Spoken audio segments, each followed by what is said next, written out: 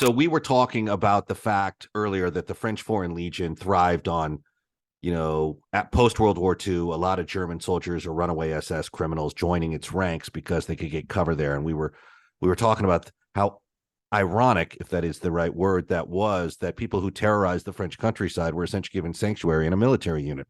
Absolutely true. There are no records that deny that. In fact, there's a lot of military records that'll prove it correct.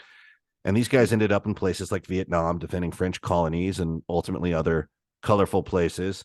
And Richard and I were discussing off air where some of these guys ultimately ended up. And that made him rise up with the question, what about Nazi hunters? And we know that Nazi hunters like Simon Wiesenthal did exist, and they went after high profile targets like Eichmann, who they got and put on trial. And we were talking about how there was just probably so many criminals on both sides of the planet in Imperial Japan and Europe that they couldn't run everybody down. They had to pick a couple of banner names like the Mengelas, boys from Brazil, and go nail them. And then you started off and saying, who talked about that once upon a time was Christopher Lee. Now go with your Christopher Lee story.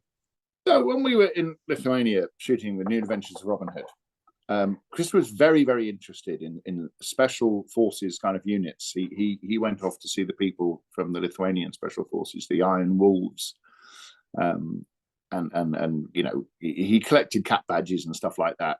And I thought, okay, well, he's an old gentleman, and he's I guess he was saying, alive in the war, and that's his interest. Okay, bit odd, but there we are.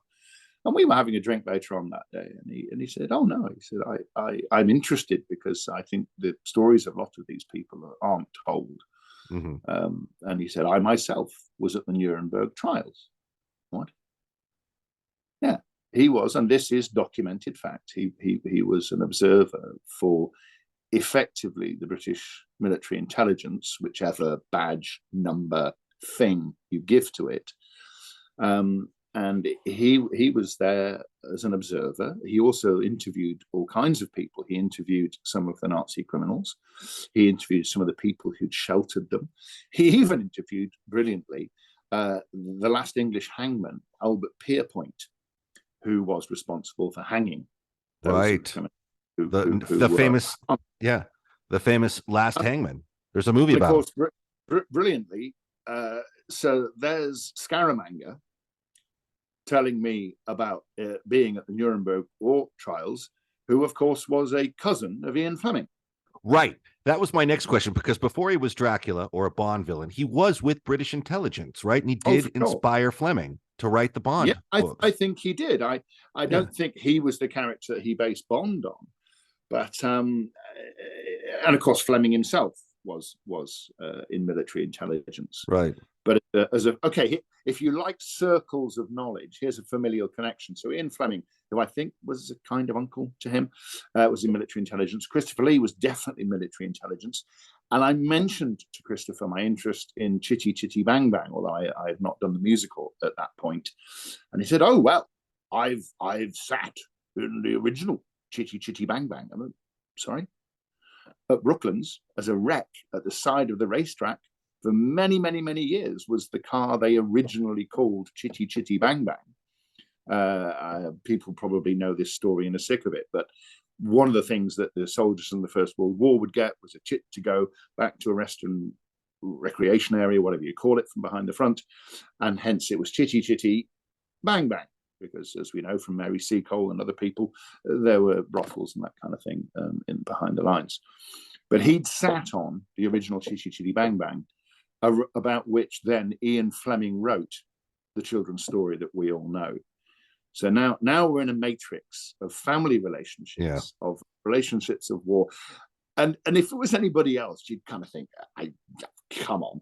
But no, it was Christopher Lee. It was Christopher Lee. And that's what he was like.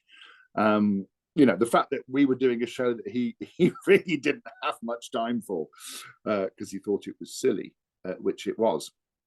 But then, there's a place for silly in the world. And he was rather marvelous at what he did. But he largely wandered up and down the corridors of the Litovos Kino Studio singing opera with our then Robin Hood, who was Marius on Broadway. So they were singing some bit of opera together. I'm just thinking, okay, this isn't bad, is it? There's this guy, he's just been telling me all about being at the Nuremberg war trials. And he was Scaramanga. And he was the I guess, nephew, or is it cousin, of Ian Fleming. Leave it to... And this is why sometimes we have to do these sort of shows, because they give you this opportunity.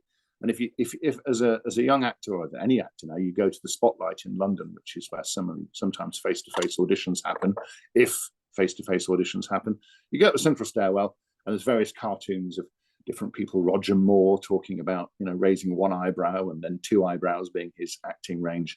And you come around the corner and there's a cartoon of Christopher Lee. And they just said, it is every actor's lot to be in some terrible movies. The trick is not to be terrible in them. Great advice. Leave it to Count Dooku to punk all of us. Absolutely. Your road to redemption is paved with tombstones. No quarter, kill all masters. Go to noquarterkillallmasters.com. Rated R.